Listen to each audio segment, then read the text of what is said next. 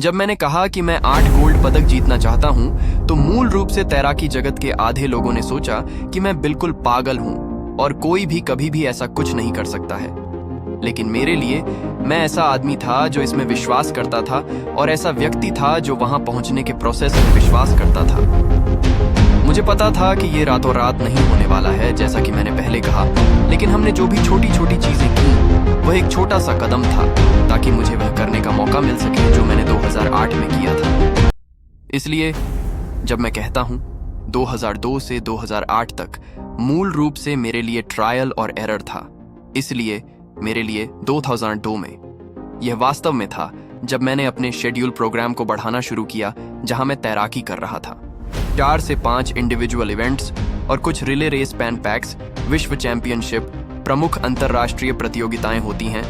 लेकिन जिस समय ओलंपिक खेल होते हैं, मेरा मतलब है कि वहीं वास्तविक सच्चाई सामने आती है, क्योंकि मुझे लगता है कि बहुत सारे लोग हैं जो बहुत प्रतिभाशाली हैं, जो वहां पहुंच सकते हैं, लेकिन बहुत कम लोग हैं जो उस दबाव और तनाव से निपट सकते हैं जो हमारे वहां होने पर होता है। इसीलिए मैं कहता हूं कि हमें यह सुनिश्चित करना होता है कि हम शारीरिक, मानसिक और भावनात्मक रूप से तैयार हों, क्योंकि मुझे उस पूरे सप्ताह अपनी भावनाओं को मैनेज करना था। हाँ, स्वर्ण पदक जीतना बिल्कुल अविश्वसनीय है। स्वर्ण पदक जीतने के बाद पोडियम पर खड़े होकर अपना राष्ट्रगान सुनने से बेहतर कुछ नहीं है, लेकिन मेरे लिए मैं वह व्यक्ति था जो जानता था कि पहली रेस के बाद मेरे पास 7 अन्य रेसेस भी हैं। इसलिए मुझे इसे अपने दिमाग से हटाना होता था। मैं उस रेस को जीत गया, मैंने अपना पहला गोल्ड भी मेडल जीता, विश्व रिकॉर्ड भी तोड़ा, लेकिन अगली रेस के लिए तैयार होने के लिए मुझे इसे दिमाग से हटाना होगा। और इसके अलावा मुझे यह सुनिश्चित करना होता था कि मैं सही मात्रा में खा रहा हूं, मैं सही मात्रा में सो रहा हूं और मेरा शरीर ठीक रहे और जितना संभव हो उतना फ्रेश रहे। तो इसका मतलब है आइस टैंक में बैठना, मालिश करवाना, स्ट्रेचिंग करना।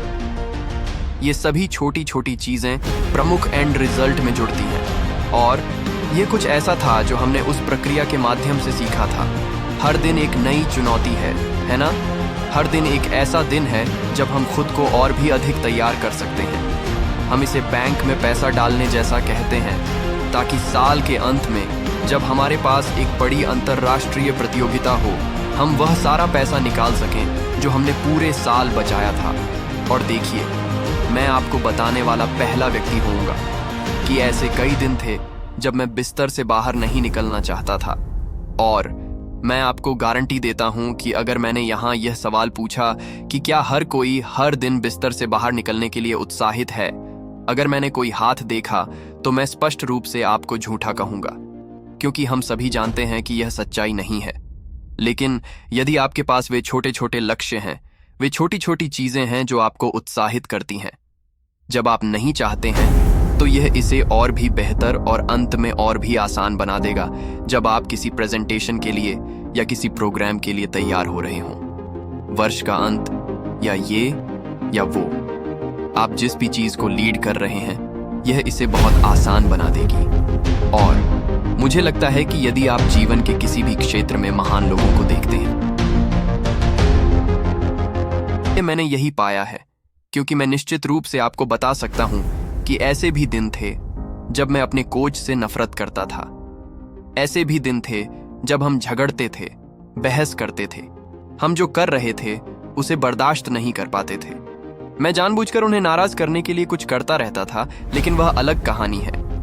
लेकिन मुझे लगता है कि हमने वास्तव में इसी तरह काम किया, जैसे वह एक ऐसे व्यक्ति थे जो मेरे लिए इतना परफेक्ट थे कि अगर मैं कभी किसी और के लिए तैरता तो मुझे वह करने का मौका कभी नहीं मिलता जो मैंने किया, क्योंकि उन्होंने मुझे कई तरह से चुनौती दी और मेरे दिमाग को अलग तरह से सोचने के लिए मजबूर किया। जब मैं बड़ा हो रहा था तो मैं संगीत का बहुत बड़ा फैन था, और मैं म्यूजिक का बहुत बड़ा फैन हूँ, और उन्होंने the sky is the limit नामक एक गीत लिखा था। और जब मैं बड़ा हुआ तो एक बच्चे के रूप में मुझे इस बात पर विश्वास होता गया। मेरा मानना है कि मैं जो कुछ भी करने में अपना मन लगाता हूँ, और यदि मैं बलिदान करने को तैयार हूँ और अगर मैं समर्पित हूँ, तो मैं कुछ भी हासिल कर सकता हूँ।